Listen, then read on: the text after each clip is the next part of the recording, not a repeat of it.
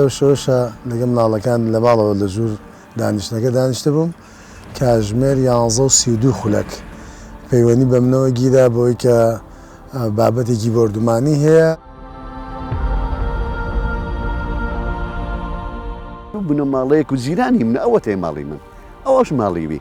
لەگەر گرمەی لێرەیدا لە ماڵی خۆمە ئەمە هەستان هەموو خانومان شەقی بردێ ئەو ماڵانە هەمووی ئێرەی بەجێ هێشت. ئەو شەوەی کە دەنگەکە هات ئەمن لە ماڵەوە بووین پەیوەندیمان پێوە کرا لە سەری خۆمانەوە کە بێنە سەر ڕووداوە بەڕاستی کە هاتین ڕووداونە بکارە ساد بوو.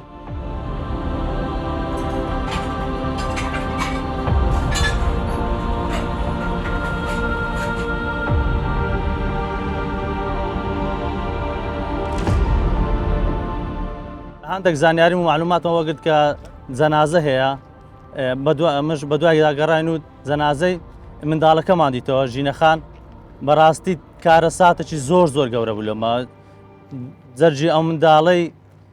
نازانم کو وەسف بکەم یعنی جەنازە گورسە دەستمان وەسف ناکرێت یعنی ئەوەندە کارە ساتێکی ناخۆش بوو.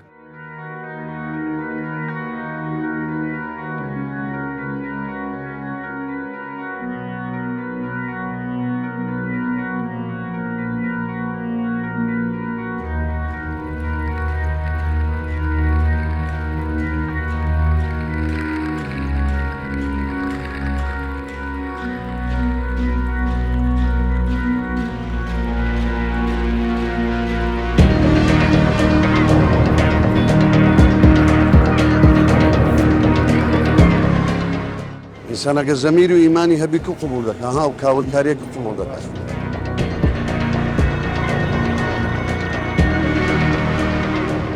یعنی ئەرز و ئاسمان چۆن ناگریێ منداڵێکی جوان بێتاوان وإذا الموءودة سئلت بأي ذنب قتلت ئەو منداڵە لە قیامەت خوای پەروەردیگار دەفەرمێ چێ تۆی کوشت لەبەرچی تۆیان کوشت با جوابی خوا بدەنەوە لە قیامەت سوورەتی ئەتەکویر وإذا الموءودة سئلت ئەگەر دەربارەی ئەو کچە پرسیار دەکرێت بأي ذنب قتلت لەبەرچی کوژرای چ تاوانەتە بوو هێشتا ساڵێک نەبووبووی ئاهی ئەو منداڵە لە قیامەت چۆن لەبەر دەردەچن ئەدیاوانەی لە دنیا دەیان هەوێ پرۆسەی ئەو منداڵە بکەن بە سیاسی چ جوابی خوا دەدەنەوە بەرگری لەو منداڵە ناکەی خوێنی ئەو منداڵە جوانە ئەدەگەت زەرجی تۆبە کوڕی تۆبە کچی تۆبە چت دەکرەگە بە جواب نەهاتبان وەکو مامەستایەکی ئاینی کە ناخمان ژان دەکات لە بۆ ڕۆڵەی ئەو کوردستانە لە بۆ منداڵێک لە بۆ مرۆڤێک.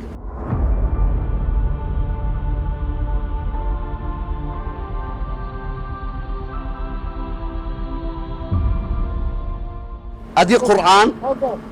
ئەوە لە ناو ماڵەکەین ڕاستە بخۆ ئەدی قورئان کەلامی خوا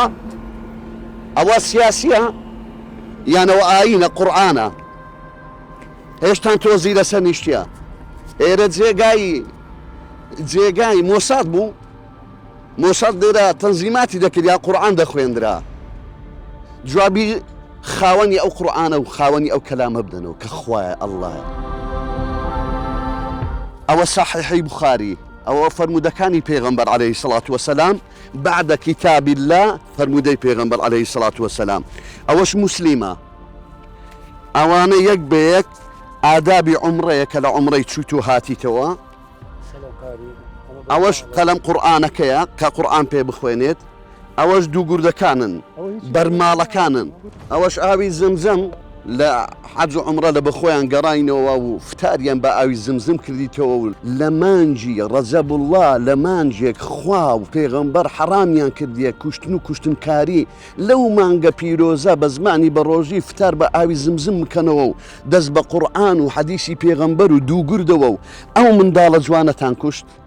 ئەو ماڵەتان کاول کرد. من قتل ومن يقتل مؤمنا متعمدا فجزاؤه جهنم خالدا فيها وغضب الله عليه ولعنه وأعد له عذابا عظيما. هر کەسێکی یەک بڕوادار بکوژی بەس باوەڕی بە خوا هەبێت،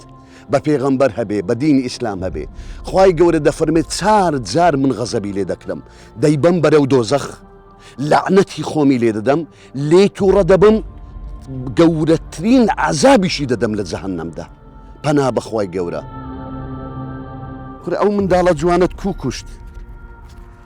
ئەمن ئاهەی ئەو منداڵی چۆن ناتانگریت خواکەی.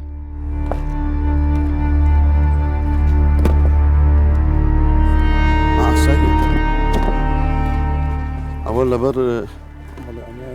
ئەوە بەرماڵی نوێژکردنیان بووە، بەڵام ئێستا کە ئینشاءالله 2 ڕکەعات نوێژ لەسەر دەکەم. دوای سەلامدانەوەم لەو خوایە گەورە دەپاڕێمەوە کە بە بەهەشت گەورەیان شاد بکات و بە بەهەشتی پانوبەرین و ئاهی ئەو منداڵە قبوڵ نەکات و خوای گەورە شیفای دیندارەکان بە عازیلی بدە ئینشاءالله.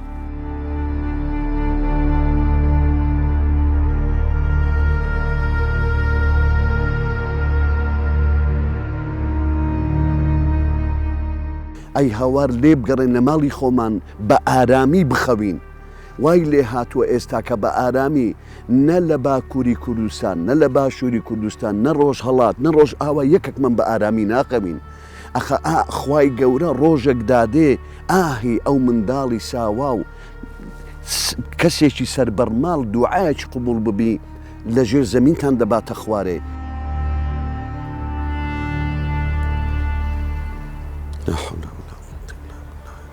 واللهی گەورەترین دلیل و بڕهانمان پێ لۆ غزمەت خودای گەورە، لۆ غزمەت پێغەمبەر بچینەوە بەردەستیان هەر کەسە بە بەرماڵ و تەسبیح خۆمان برین یا ڕەسوول الله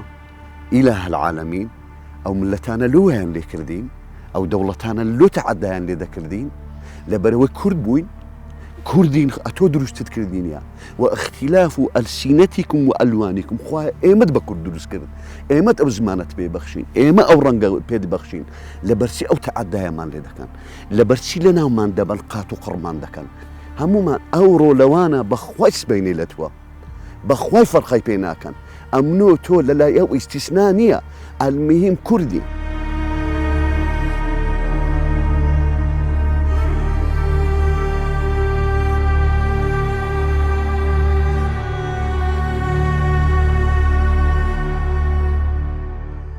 لەگەڵ 6 کارمەندا کە 3 کارمەندی شاوەی سو شۆڕش لەبەرەوەی هیچی کراوە نەبوو و لە دەواازەیەکی بچکۆلەوە مەجالێکی زۆر کەم هەبوو. من لە ڕێگەوە بە شێوەیەکی لایتنگ و ڕووناکی چوینەوەوە هەموو جەڕەسی ئامێرەکانی هەستەوەری و غازۆمانە کاریەکرد لە ژووری مطبەقەکە بە تایبەت و دوجار ئێمە هەوڵێەوەمانەدا کە خەڵکێکی تیا بچون وتیان ژمارەیە کە با بڵێم کارگوزار و ئەمانەی تێدا ماون و ئەوە بوو کە ئێمە لەگەڵ 6 کارمەندەیە کە لە ژووری چێشخانەکە دەرچوونمان کە دیسان گەڕاینەوە بە پەنجەرەکان داخڵ بووینەوە. بانکێشکردنێکی ئەو کە خەڵکەیە کێسێ هەیە لێرە چۆ زۆر تاریک بوو، هیچ کارەباەتی لێرە نەمابوو، تەنها ئاگر هەبوو، لە خوارەوە ئاگر هەبوو ژێگای کە ئێمە پێیا ڕۆشین و لە بەشی سەر و ئاگرێکی زۆر هەبوو و تیمێکمان لە دەرەوە سەرقاڵی ئەومان کرد وتم هەرچی زووە سۆندە و شەکان بکەنەوە بە 2 لاین 2 سۆندە هەوڵی کۆنتترۆلکردنی ئاگرەکانەدا. لەبەرەوە ئاگرێکێکە لە ئاریشە گەورەکان حتا ئەگەر لە شوێنە داخراوەکان قوربانی شەبێ زامداربوون هەبێ کە دووکەڵەکە کەڵەکە بێ غازی خانقمان بۆچەیەەکە. من لێرەوە هاتم ئێرە هەمووی دار و پەردوو بوو، هەوڵمما بگەمە لای بابەتی ئەم ژێرزەمینێکمان هەیە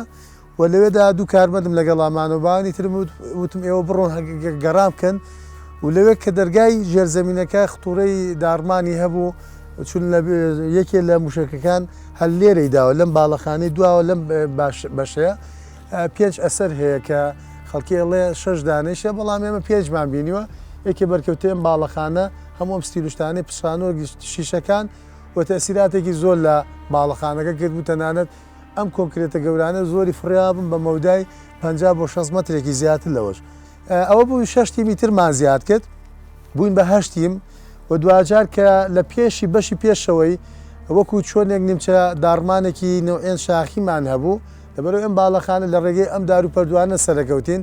هیچ قادرمەیەک جگەلەوەی پێش کە قادرمەکانی فڕیا بوو. سەقفێکی باوەڕم وایە 6 بە 5 زیاتر لەوەش گەورە هەمووی بە 6ەوە دابەزینی پێکرد بوو پێش قادرمەکانەوە ژوورێکی بچکۆلەی کۆنکرێتی مابوو لەوێدا هەموو ئەم دار و پەردوانە کەرەسە وەسایل و پێتاکانە لەم جێگانە کەڵەکە ببوون ئەمەی کە زۆر گرنگ بوو بۆ ئێمە پرسیارمانگە زانیاری بۆ ئێمە زۆر گرنگ بوو کێ لێرەدا ماوە جاری یەکەم وتیان 3 کەسی تیا دوای وتیان مناڵێک و دوودانە کارگوزاری تیا دوای گۆڕاوتیان دوو کارگوزار کە فلیپینین ئافرەتەکان بردراون دانەیەکیان ماوە بە ناوی مێشێلەوە و لەگە مناڵەکەیە.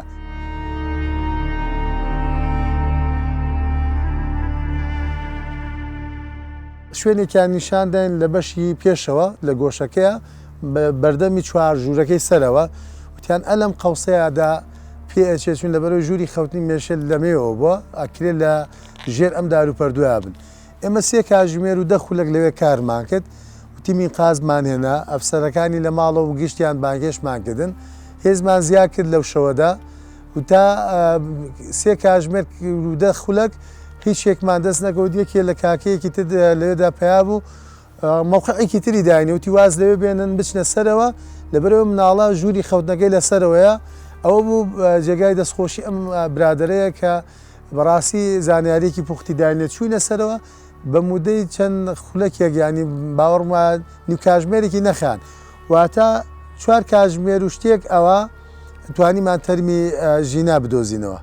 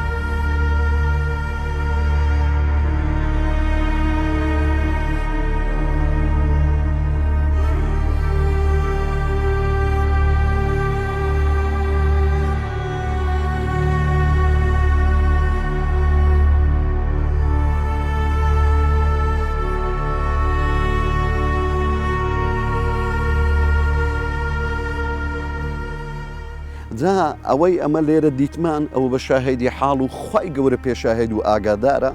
هاتینە ژۆرێ نە سیناریۆ بوو نە دروستکراوە بوو هاتینە ناوتۆز و خۆڵ و خشک و دار و بار و ئیش و کاریان دەکرد جەماعاتی شارەوانی ئەوەیەک پاک بکەنەوە بە ناو داگەڕین جگە لە قورئان و چەند سمبولێکی ئاینی جوان و ڕسمی ژینایی منداڵ و شیرەکەی ژینایی ئەو منداڵە جگەرگۆشە و جگە لە تەزبێح و جگە لە ئەشیایەکی عادی ناوماڵ و یاری منداڵانی بچووک و هیچ شتێکی لێ نەبوو کە گومانی لێ بکرێت کە دەبانسەیەکی لێبیت یان قەوانەیەک و گولەیەکی لێبی نەک دەستگای ئەجیهیزەی گەورەی لێبی یان بنکەیەکی مۆساد بی واللهی شاهێدی دەدەین لە خزمەت خوای گەورە لە بۆ دنیا و ڕای گشتی قەسەم بە ذاتی ئەڵڵا جگە لەم بنەماڵەیەکی سڤیلی بێتاوان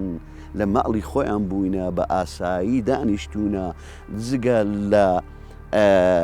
ئاین و قورئان و دین و ناوماڵێکی ئاسایی هیچ کەمان لێرە بە چاوی خۆمان نەدید کە بڕگە بە بڕگە هەمووی پێداگەڕین.